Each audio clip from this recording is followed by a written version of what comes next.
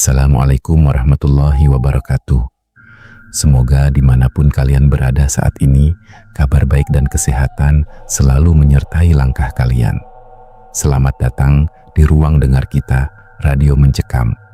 Sebelum masuk ke lembar kisah kali ini, luangkan waktu sejenak untuk menekan tombol like, tinggalkan komentar, dan pastikan sudah subscribe agar kita bisa terus berbagi misteri di sini.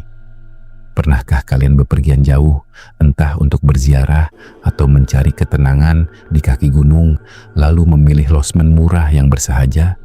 Pelang bertuliskan penginapan syariah seringkali membuat kita merasa aman. Rasanya sejuk dan ramah, namun di balik kesederhanaan itu ada adab tua yang tetap harus dijaga. Ini adalah pengantar menuju sebuah tempat bernama Penginapan Barokah, di mana segalanya tampak biasa saja pada awalnya.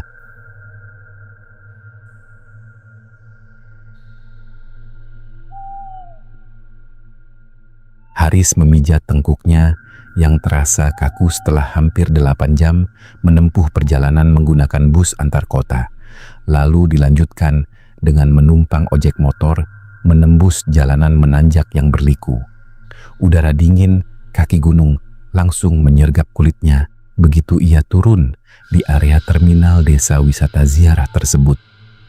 Langkah kakinya terasa berat, menyeret sebuah tas ransel kumal berisi pakaian dan sisa perbekalan yang menemaninya sepanjang hari. Suasana sore di desa itu terasa begitu tenang. Di sepanjang jalan aspal yang sempit, berderet kios-kios kayu yang menjual berbagai keperluan ziarah. Wangi kemenyan yang dibakar samar-samar berbaur dengan semerbak minyak wangi non-alkohol yang dijajakan para pedagang di pinggir jalan. Kombinasi bau itu sangat pekat, seolah menempel di udara yang mulai tertutup kabut tipis. Beberapa rombongan peziarah lokal berjalan beriringan sambil berbisik-bisik ramah, menciptakan atmosfer yang syahdu, namun terasa agak asing bagi orang baru seperti Haris. Tujuan Haris sore itu hanya satu, mencari tempat murah untuk segera meluruskan punggungnya yang terasa mau patah. Setelah berjalan sekitar 100 meter dari gapura utama, matanya menangkap sebuah papan nama kayu yang bergoyang pelan ditiup angin. Penginapan Barokah, losmen syariah. Bangunan itu tidak besar, menyerupai rumah tinggal lama dengan cat tembok warna hijau muda yang sudah mengelupas di beberapa sudut akibat kelembapan udara gunung yang tinggi. Meski tampak tua, halaman depannya yang beralas semen terlihat sangat bersih dari guguran daun jati. Ada kesan aman dan damai yang terpancar dari label syariah di papannya, membuat rasa cemas Haris sebagai pendatang perlahan memudar. "Permisi," ucap Haris sambil melangkah masuk ke area teras losmen yang agak temaram. Tak lama kemudian, pintu kayu depan berderit terbuka. Seorang lelaki tua memunculkan kepalanya, mengenakan sarung kotak-kotak dan peci hitam yang warnanya sudah mulai memudar. Wajahnya dipenuhi kerutan ramah, tipikal orang tua di pedesaan yang meneduhkan. Mangga mas, mau cari kamar?" sapanya dengan senyum tulus yang terkembang. "Iya pak, yang paling murah saja untuk semalam." "Sendiri," jawab Haris sopan. Lelaki tua itu memperkenalkan dirinya sebagai Pak Danu, sang penjaga losmen. Dengan cekatan, ia menuntun Haris menuju meja resepsionis kayu yang sederhana untuk mencatat identitasnya. Keramahan Pak Danu dan ketenangan penginapan Barokah sore itu benar-benar membuat Haris merasa tenang, tanpa sedikit pun menyadari bahwa keheningan di tempat ini menyimpan lapisan misteri yang perlahan akan mengusik malamnya. Pak Danu mengantar Haris menyusuri lorong pendek di lantai dasar. Lantainya terbuat dari ubin abu-abu tua, tipikal bangunan lawas yang terasa dingin menembus sol sandal. Langkah kaki mereka menggema pelan di koridor yang sepi itu, memecah kesunyian losmen yang seolah tidak memiliki tamu lain selain dirinya. Pak Danu berhenti di depan kamar paling ujung, lalu memutar sebuah kunci kuningan yang tergantung pada gantungan kayu bundar tebal bertuliskan angka 4. "Mangga Mas, istirahat di sini," ujar Pak Danu sambil mendorong pintu yang membuka dengan derit halus. Haris melangkah masuk. Kamar itu sangat bersahaja, bahkan cenderung seadanya. Di tengah ruangan terdapat satu kasur busa tanpa ranjang yang dilapisi spray hijau pudar. Meski bersih, kainnya terasa agak lembab karena hawa gunung yang tinggi. Di sudut kamar, sebuah televisi tabung berukuran 14 inci bertengger di atas meja kayu kecil yang kakinya sudah mulai keropos. Namun, perhatian Haris langsung tertuju pada sebuah jendela kayu besar di dinding seberang kasur. Jendela itu tertutup rapat oleh gorden dari kain mori putih yang tebal. Jenis kain yang biasanya diidentikan dengan kain kafan, memberikan kesan kaku dan sedikit ganjil di dalam ruangan sesunyi ini. Haris mendekati jendela dan menyingkap sedikit gordennya. Di balik kaca yang agak buram oleh embun, hamparan hutan bambu liar tumbuh rapat di tebing belakang losmen. Kegelapan di luar sana sangat pekat. Daun-daun bambu itu bergesekan ditiup angin malam, menciptakan suara srek.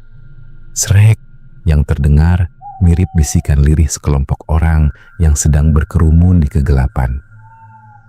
Tepat saat Haris melepaskan kain gorden, gema azan Isya mulai berkumandang dari musala seberang jalan. Suaranya terdengar sayup-sayup, namun berwibawa memecah kesunyian malam kaki gunung. Pak Danu yang rupanya masih berdiri di ambang pintu memandangi Haris, tiba-tiba berdehem pelan. "Mas Haris," panggil Pak Danu. Suaranya terdengar santai, namun ada nada tegas yang menyelinap di antara kata-katanya. Haris menoleh. "Iya Pak. Mas, kalau sudah lewat Isya begini, gorden belakangnya jangan dibuka lagi, ya. Biarkan saja tertutup sampai besok. Satu lagi, kalau nanti ada kotoran atau sampah yang tercecer di lantai, biarkan saja dulu. Jangan disapu sampai besok pagi," ucap Pak Danu dengan tatapan mata yang lurus menatap Haris. Haris sempat tertegun sejenak. Namun, sebagai orang yang besar dengan budaya Nusantara, ia langsung mengangguk paham tanpa bertanya lebih lanjut. Ia mengira itu hanyalah pamali atau adat kebersihan setempat. Mungkin menyapu di malam hari dianggap kurang elok karena bisa menjauhkan rezeki, atau membuka gorden jendela belakang hanya akan membiarkan hawa dingin dan serangga hutan masuk ke dalam kamar. "Oh, gih Pak, siap," jawab Haris sambil tersenyum tipis. Pak Danu membalas senyum itu, lalu perlahan menarik pintu kamar hingga tertutup rapat. Begitu grendel pintu berbunyi klik azan Isya, di luar sana pun perlahan berakhir.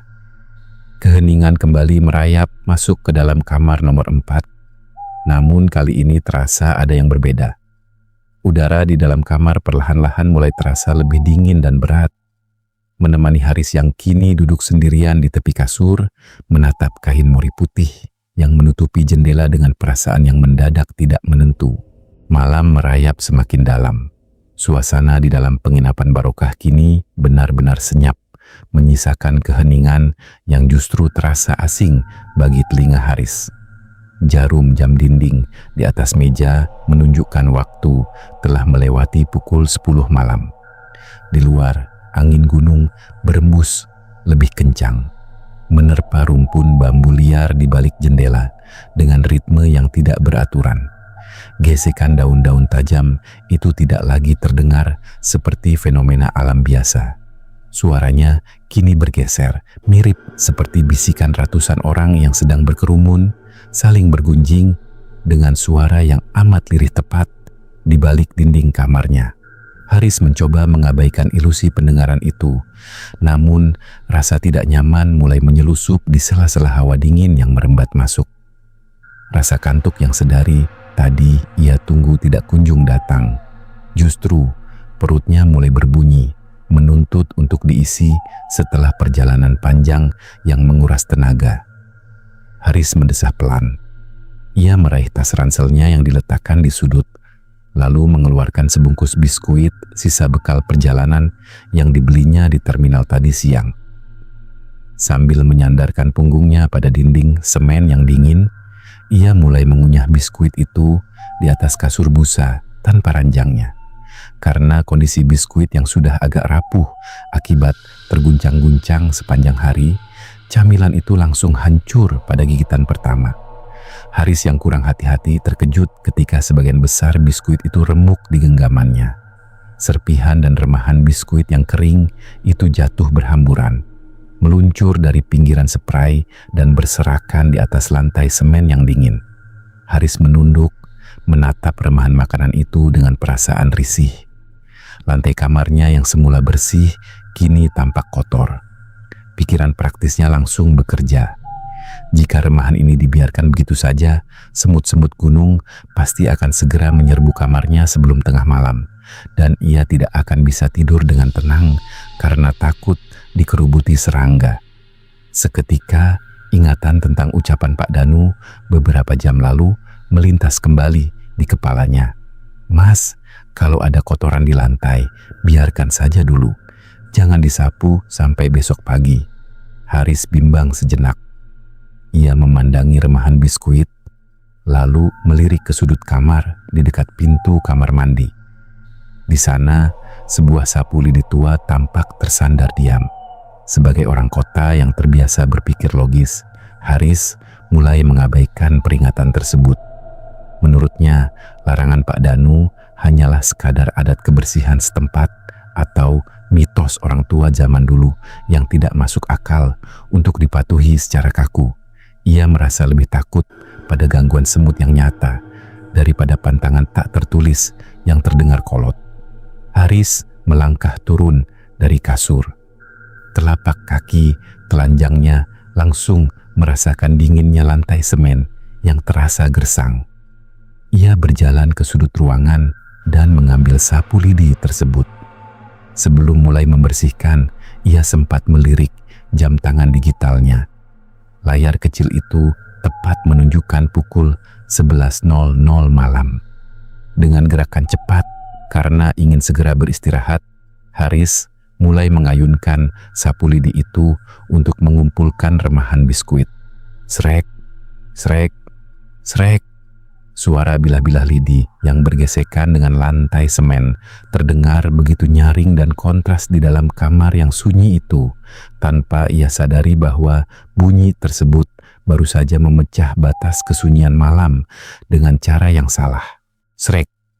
Ayunan sapu lidi yang terakhir menyapu sisa remahan biskuit ke dekat sudut meja kayu. Haris menegakkan kembali punggungnya yang pegal, bernapas lega karena lantai semen di dekat tempat tidurnya kini sudah kembali bersih dari kotoran. Namun, tepat pada detik ia mengangkat ujung sapu lidi itu dari lantai, rasa lega itu langsung menguap, digantikan oleh sensasi aneh yang mendadak menyerang seluruh inderanya. Keheningan yang luar biasa ganjil langsung menyergap seluruh ruangan, memutus segala bentuk koneksi dengan dunia luar. Haris mematung di tempatnya berdiri. Telinganya yang sedari tadi terbiasa mendengar desau angin gunung dan gesekan rapat rumpun bambu liar di luar jendela, kini tidak menangkap suara apapun lagi.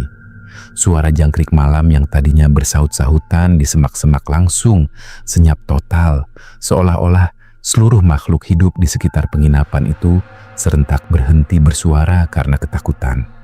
Keheningan itu begitu pekat, kaku, dan tidak wajar, menciptakan jenis kesunyian yang justru membuat lubang telinganya berdengung hebat. Rasanya seperti dunia di luar kamarnya telah lenyap, atau mungkin ada sesuatu yang sangat besar di luar sana yang sedang menghentikan langkahnya, bersiap mengalihkan perhatian sepenuhnya ke dalam kamar nomor 4. Bersamaan dengan hilangnya suara-suara alam tersebut, atmosfer di dalam kamar berubah drastis.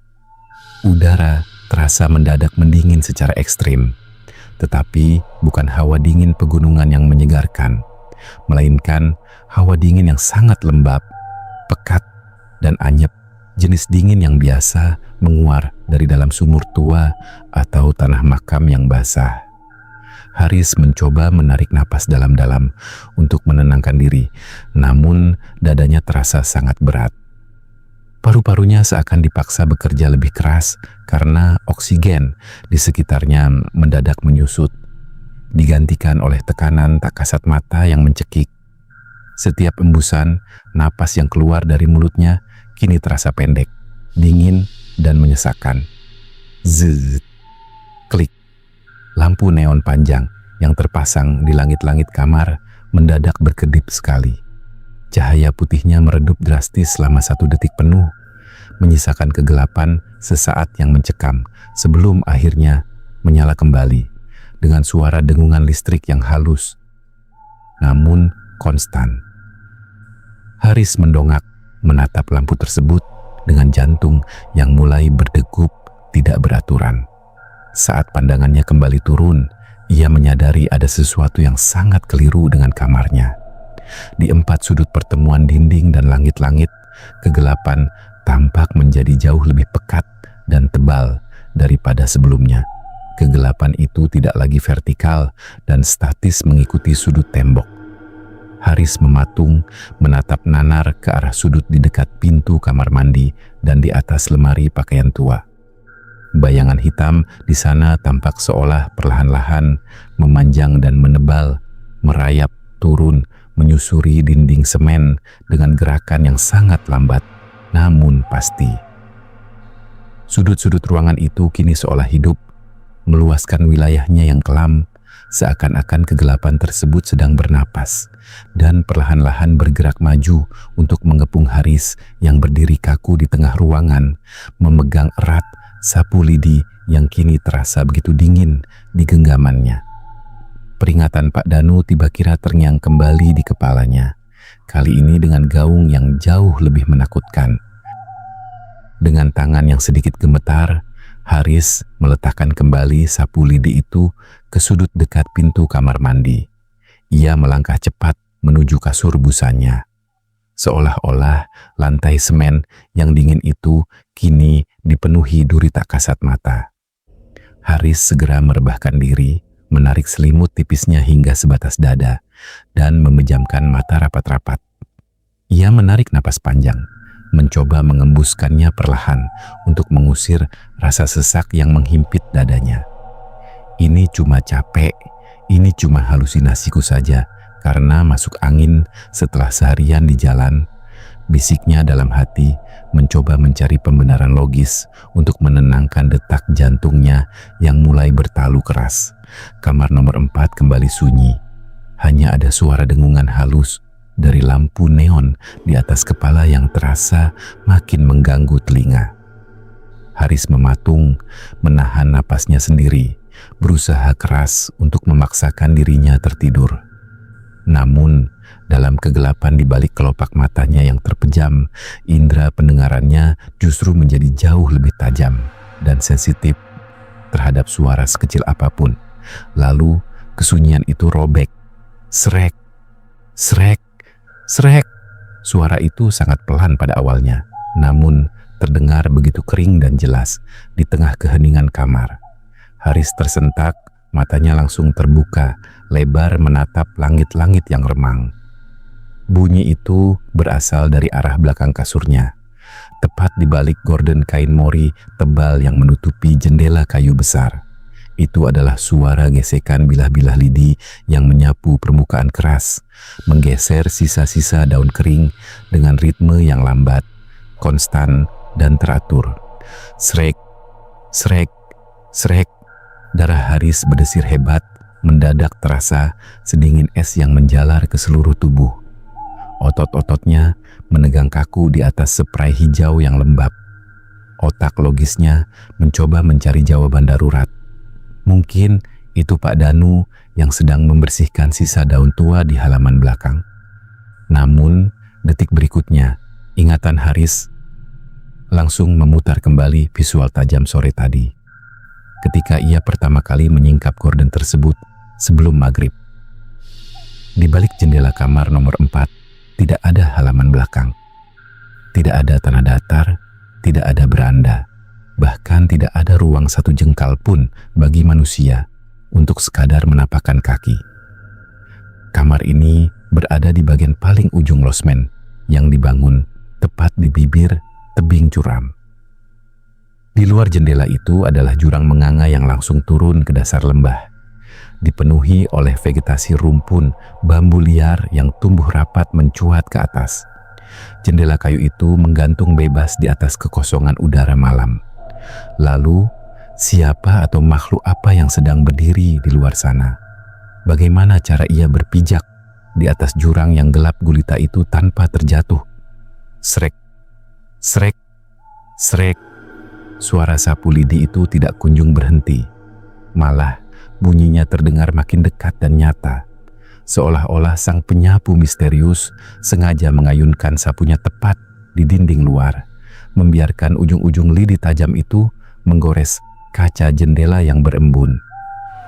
Bunyinya begitu ritmis, meniru persis kecepatan Haris saat menyapu remahan biskuit beberapa menit yang lalu. Seakan-akan entitas di balik kegelapan itu sedang memberikan jawaban atas pantangan yang baru saja dilanggarnya. Haris hanya bisa mematung di bawah selimut. Matanya terpaku pada kain mori putih yang tiba-tiba bergetar halus, seolah-olah ada embusan napas dingin yang ditiupkan dari balik kaca jendela yang terkunci rapat. Ketakutan yang mendesak dari arah jendela membuat Haris tidak sanggup lagi menatap kain mori putih yang terus bergetar itu. Dengan gerakan perlahan, agar tidak menimbulkan suara sekecil apapun, ia memaksakan tubuhnya yang kaku untuk berbalik. Ia memunggungi jendela, memilih untuk menghadap ke arah pintu keluar kamar. Haris menarik selimutnya semakin tinggi, merapatkan kain itu ke dada yang naik turun dengan napas yang memburu. Di dalam benaknya, pintu kayu di depannya adalah satu-satunya jalan keselamatan, pembatas antara dirinya dan kegelapan hutan bambu di luar sana. Pintu kamar nomor 4 adalah pintu kayu tua berpola minimalis yang sudah agak renggang dari kusennya. Pada bagian bawahnya, terdapat celah kosong setinggi kira-kira 3 cm yang memisahkan daun pintu dengan lantai semen. Biasanya dari celah itulah sebaris cahaya kuning redup dari lampu koridor luar menyusup masuk, membentuk garis terang tipis yang memotong lantai kamarnya yang gelap. Garis cahaya itu awalnya menjadi satu-satunya penanda logis bahwa di luar sana dunia luar masih berjalan normal. Namun hanya dalam hitungan detik setelah Haris membalikkan badan, garis cahaya redup di lantai itu tiba-tiba terputus.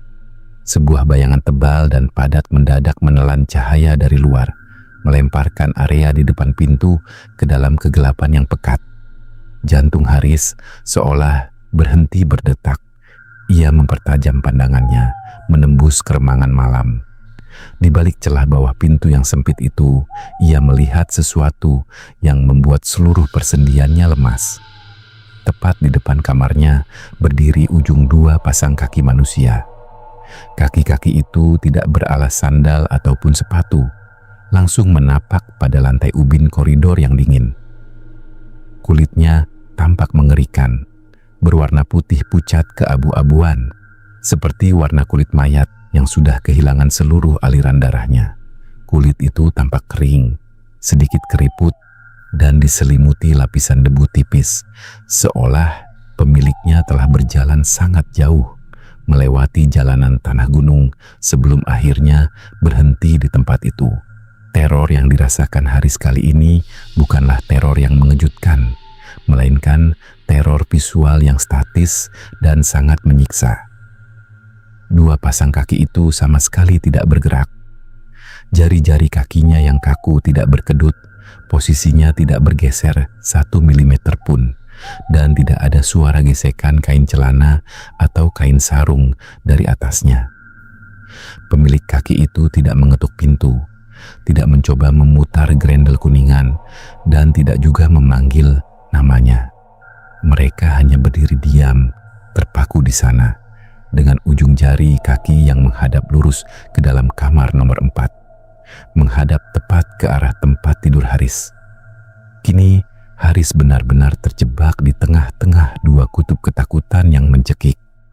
Di belakang punggungnya, suara srek, srek, srek dari sapu lidi misterius di balik jendela tebing masih terus terdengar, bergesek ritmis seolah tidak mengenal lelah.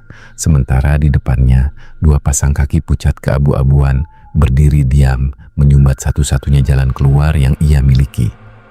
Kamar nomor 4 kini terasa menyusut, menjepit Haris dalam keheningan mistis yang membuatnya tidak berani memejamkan mata ataupun sekadar mengembuskan napas dengan keras. Kamar nomor 4 malam itu telah berubah menjadi ruang siksaan psikologis yang berjalan sangat lambat bagi Haris. Terjepit di antara suara sapu lidi yang tak kunjung berhenti di balik jendela tebing dan bayangan sepasang kaki pucat di bawah celah pintu, ia merasa dunianya telah menyusut hingga selebar kasur busa tempatnya berbaring. Keringat dingin mengucur deras dari dahi, mengalir melewati pelipis dan membasahi bantal yang terasa kian lembab. Haris mengangkat pergelangan tangan kirinya dengan gerakan seringan mungkin, melirik layar jam tangan digitalnya. Pukul 01.15. Rasanya ia sudah terjebak dalam posisi kaku itu selama berjam-jam. Namun angka di jam tangannya seolah enggan bergeser. Setengah jam kemudian ia melihatnya lagi dan waktu baru menunjukkan pukul 01.18.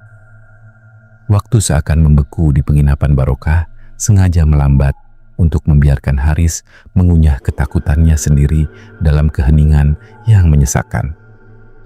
Malam tidak mau beranjak dan fajar terasa seperti sesuatu yang mustahil untuk dicapai.